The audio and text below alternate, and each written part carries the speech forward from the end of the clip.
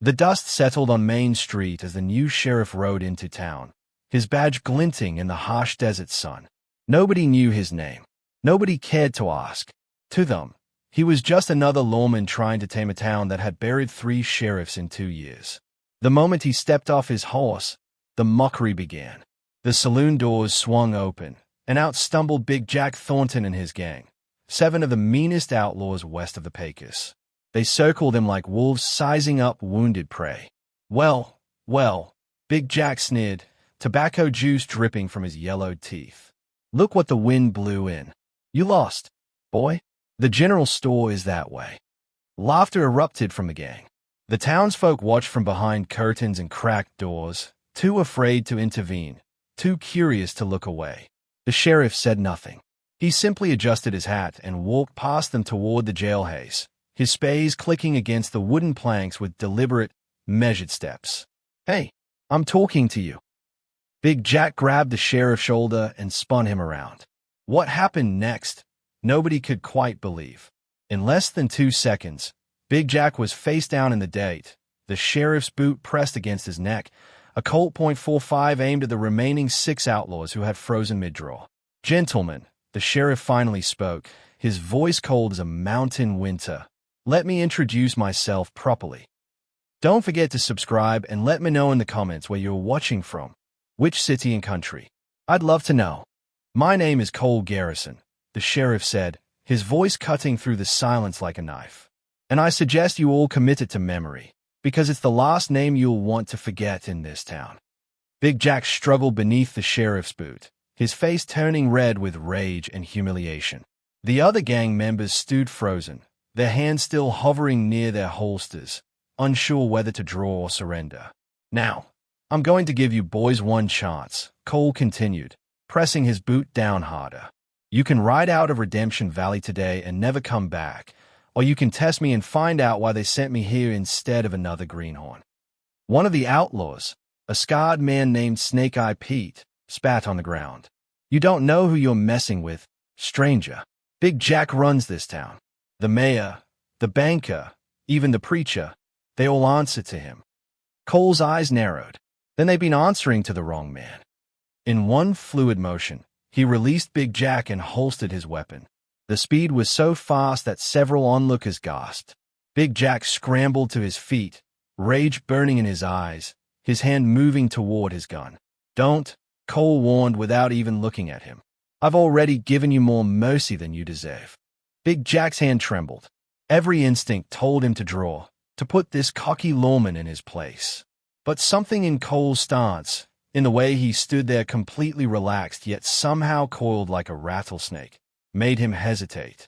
Who are you really? Big Jack demanded, wiping blood from his lip. For the first time, Cole smiled, but it wasn't a friendly smile. It was the smile of a man who had seen death so many times they were old acquaintances. 3 years ago, there was a massacre at Fort Benson.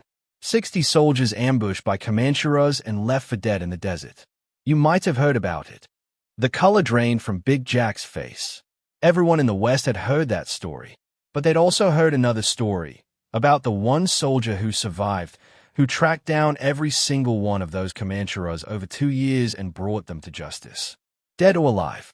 Mostly dead. You're the ghost of Fort Benson. Snake-Eye Pete whispered, his voice cracking. Cole didn't answer. He didn't need to. The legend spoke for itself. Big Jack took a step back, then another. His gang followed suit, their bravado evaporating like water on hot stone. Without another word, they retreated to the saloon, leaving Cole standing alone in the middle of Main Street. The sheriff picked up his hat, dusted it off, and continued walking toward the jailhouse. Behind closed doors and windows, the townsfolk watched with a mixture of hope and fear. Redemption Valley had just gotten a new kind of trouble. By nightfall, the entire town was buzzing with whispers. In the saloon, at the general store, in the church, everywhere people gathered, they spoke in hushed tones about the ghost of Fort Benson. Some said he was a myth. Others swore they'd seen his handiwork in neighboring territories. Outlaws found hogtied on the steps of jailhouses, gang leaders who'd vanished without a trace. Cole Garrison sat in the jailhouse, cleaning his rifle by lamplight. The office was dusty, neglected, a testament to how long this town had been without real law. On the wall hung a portrait of the previous sheriff, a young man with hopeful eyes who'd lasted exactly 3 days before Big Jack's gang strung him up on the old oak tree at the edge of town. A knock on the door broke the silence. "It's open," Cole said without looking up. An elderly man stepped inside, his silver hair catching the lamplight. He wore a worn suit and carried himself with the bearing of someone who'd once held authority. "Sheriff Garrison, I'm Mayor Clayton Webb. I wanted to welcome you officially to Redemption Valley." Cole continued cleaning his rifle. "Little late for welcomes, Mayor. I've been here 8 hours. The mayor shifted uncomfortably. "Yes, well, I wanted to give you time to settle in. And to warn you." "Warn me?" Cole finally looked up, his steel-gray eyes locking onto the mayor's. "About what? The gang that runs your town? The corruption that's rotted this place from the inside out? Or the fact that you and your council probably take a cut from every robbery and extortion racket Big Jack operates?" Mayor Webb's face went pale. "Now hold on just a minute. I've read the reports, Mayor. 3 sheriffs dead in 2 years. Not one arrest made against Big Jack or his men. Stagecoaches robbed every month like clockwork, and somehow nobody ever sees anything. You want to tell me how that works?" The mayor sank into a chair, suddenly looking much older. "You don't understand. Big Jack, he has people everywhere.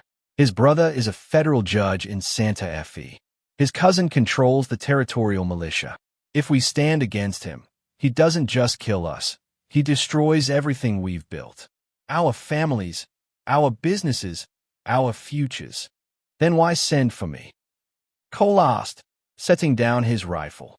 "Because some of us still remember what this town used to be," the mayor said quietly.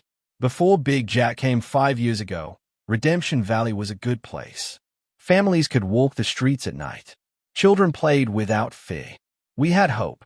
He looked up, tears glistening in his eyes. "When we heard about the Ghost of Fort Benson, we thought, maybe, just maybe, you could give us that hope again." Cole stood and walked to the window, gazing out at the dark street. In the distance, raucous laughter poured from the saloon, Big Jack's headquarters. "Hope is expensive, Mayor," Cole said, "and it's always paid for in blood." The next morning arrived with an uneasy calm. Cole stepped out of the jailhouse just as the sun painted the sky in shades of orange and gold.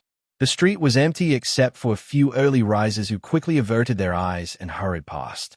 He made his way to the general store, where a nervous shopkeeper named Samuel greeted him with a forced smile. "Morning, Sheriff. What can I get for you?" "Information," Cole said, leaning against the counter. "Tell me about Big Jack's operation. Where does he keep his money? Who's loyal to him? Who's forced to work for him?" Samuel's hands trembled as he arranged cans on a shelf. "Sheriff, I can't.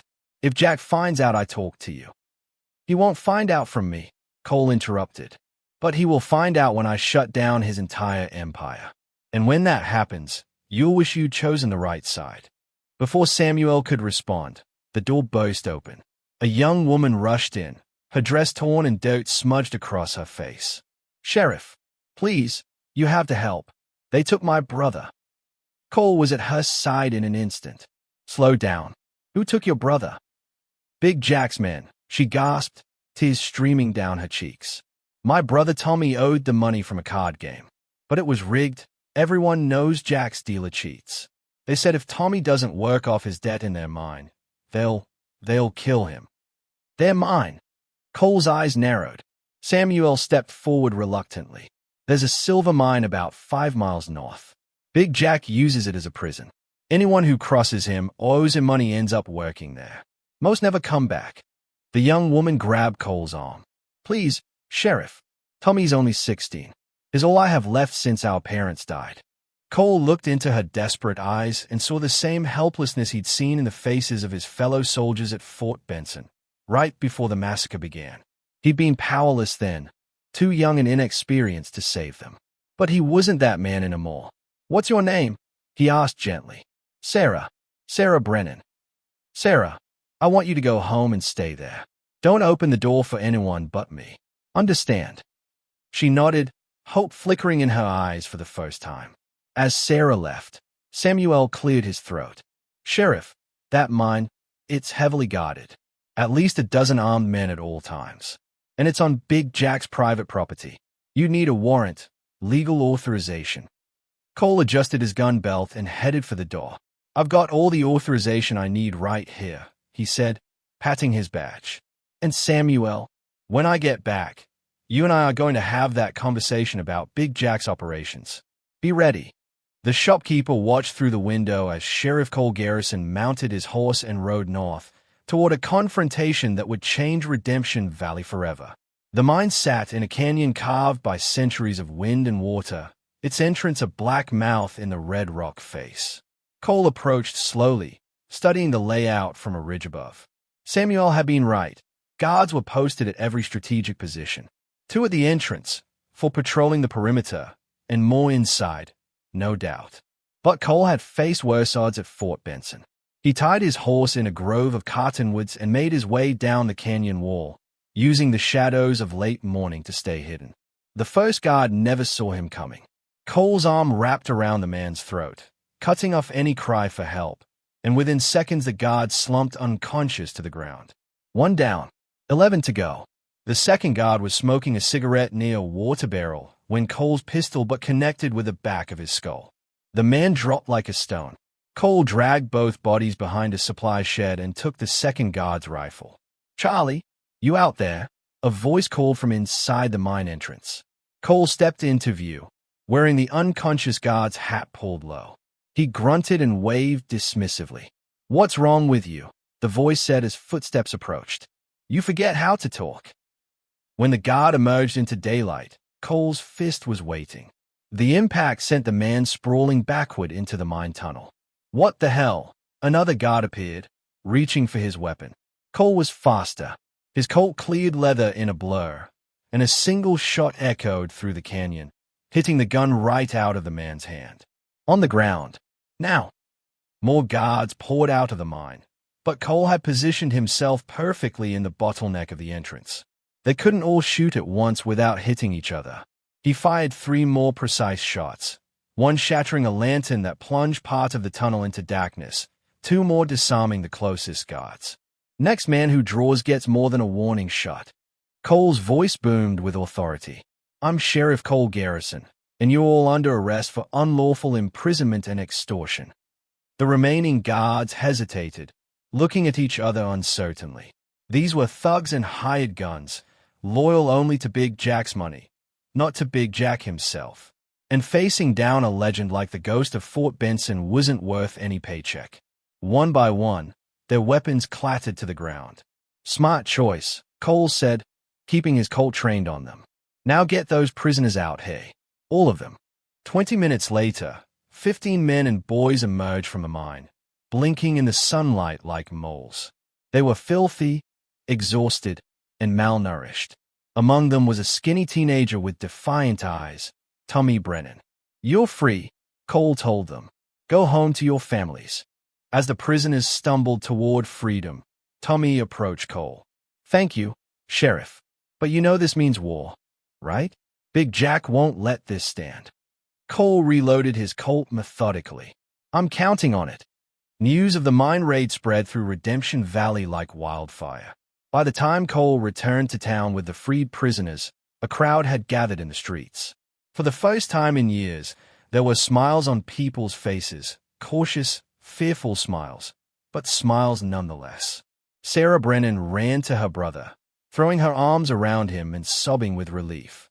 Other families reunited with their loved ones, tears of joy mixing with years of suppressed anger and pain.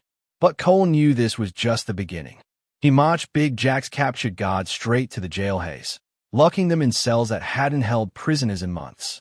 As he closed the last cell door, he heard the ominous sound of boots on the wooden boardwalk outside. Big Jack Thornton stood in the doorway, flanked by a dozen armed men. But this time, there was no mockery in his eyes, only cold, calculated fury.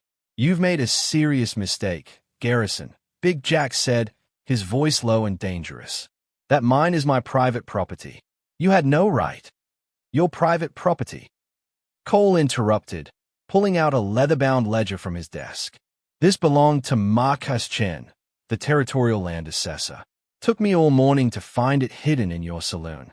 According to these records, that mine sits on federal land. You've been operating an illegal mining operation and using slave labor for 3 years. Big Jack's jaw clenched. That ledger won't hold up in any court. My brother the judge will see to that. Maybe, Cole admitted, walking around his desk to face Big Jack directly. But I've already sent copies by telegram to the territorial governor, the U.S. Marshal's office in Denver, and the Bureau of Land Management. Your brother can't protect you from all of them. For the first time, uncertainty flickered across Big Jack's face. And there's something else you should know, Cole continued, his voice dropping to barely above a whisper. At Fort Benson, I learned that men like you, bullies, tyrants, cowards hiding behind hired guns, they all fall the same way. You terrorize good people because you think you're untouchable.